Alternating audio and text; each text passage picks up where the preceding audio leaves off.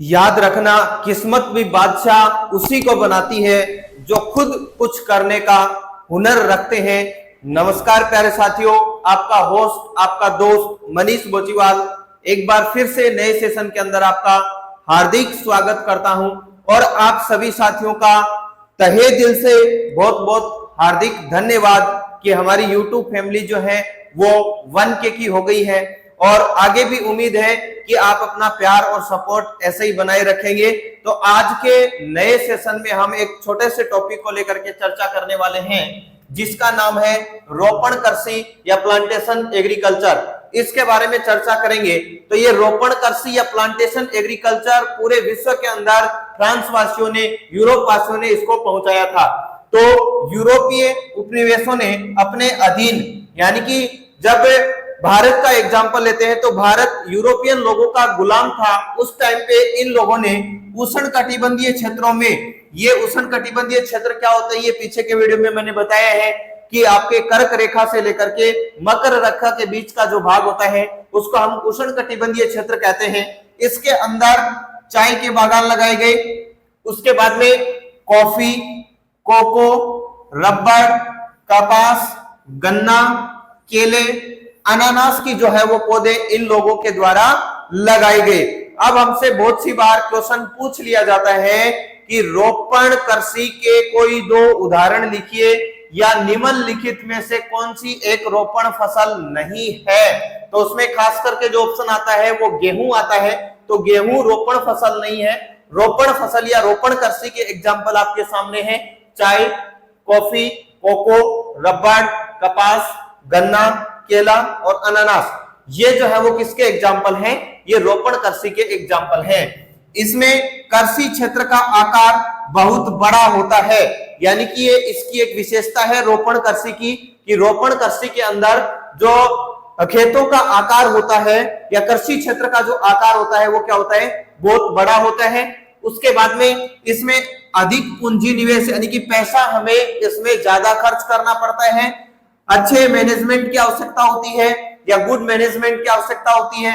उसके बाद में जो सारा काम किया जाता है वो टेक्नोलॉजी बेस्ड या तकनीक के आधार पर किया जाता है और वैज्ञानिक विधियों का प्रयोग ज्यादा से ज्यादा किया जाता है ताकि पैदावार जो है वो अच्छी बनाई जा सके या पैदावार ज्यादा हो सके। यह एक फसली कृषि है जिसमें किसी एक फसल के उत्पादन पर जोर दिया जाता है या संकेंद्रण किया जाता है। ये एक प्रकार की फसली कृषि का मतलब है कि इसमें केवल पूरे क्षेत्र के अंदर एक ही प्रकार की फसल बोई जाएगी। अगर चाय के बागान लगाए जा रहे हैं तो पूरे बड़े क्षेत्र के अंदर चाय के बागान लगाए जाएंगे। कॉफी के बागान लगाए जा रहे हैं तो कॉफी के बागान भी लगाए जाएंगे।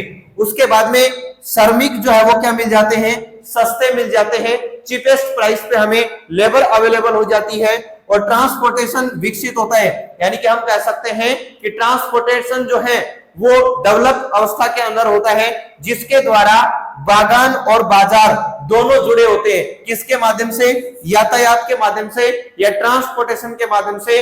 जो आपके बागान और जो बाजार हैं ये आपस में जुड़े रहते हैं ताकि इन क्षेत्रों के अंदर जो भी काम किया जाता है, जो भी फसलें तैयार की जाती हैं उनको कहां तक पहुंचाया जा सके? मार्केट तक या बाजार तक पहुंचाया जा सकते। बाजार तक पहुंचाने का प्रमुख काम किसके द्वारा किया जाता है? यातायात के माध्यम से किया जाता है। अब ये रोपण कृषि का जो विस्तार है वो फ्रांस वासियों और ब्रिटेन वासियों के द्वारा किया गया। तो फ्रांस वासियों ने पश्चिमी अफ्रीका के अंदर, कहां पे? पश्चिमी अफ्रीका में किसकी पौध लगाई?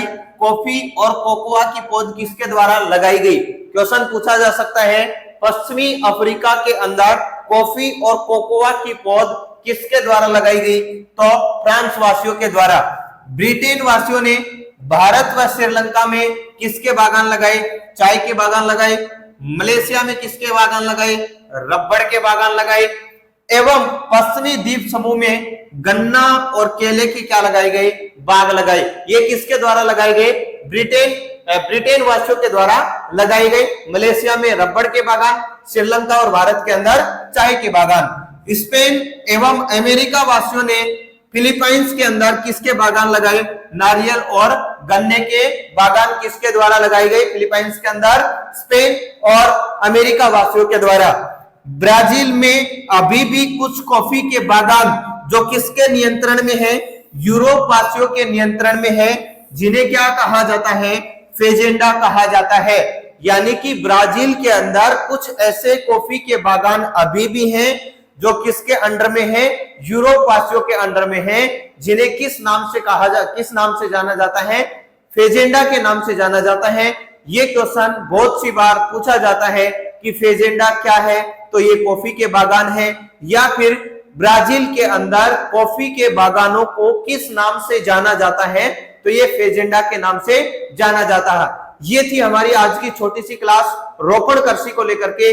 अगर आपको क्लास पसंद आई है तो आप चैनल को सब्सक्राइब कर लें, शेयर कर दें, बेल आइकन को दबा लें, ताकि क्लास डलते ही सबसे पहले नोटिफिकेशन आपके पास जाए। फिर मिलेंगे किसी नेक्स्ट सेशन के लिए अंदर, तब तक के लिए जय हिंद, जय भारत।